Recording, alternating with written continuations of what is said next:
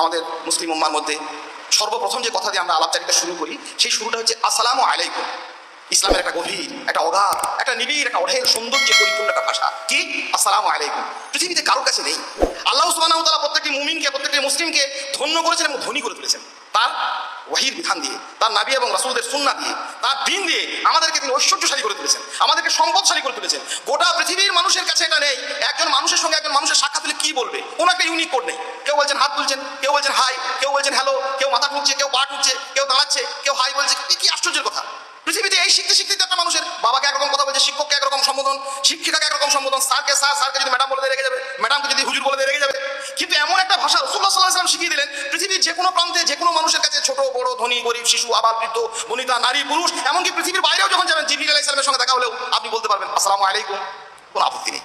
এক আশ্চর্য সম্মোহনী শক্তি, একটা গভীর আলাপচারিতার এই সুন্দর আলাপচারিতার এই অঢেল এবং অগাধ সৌন্দর্য ইসলামের মধ্যেই রয়েছে।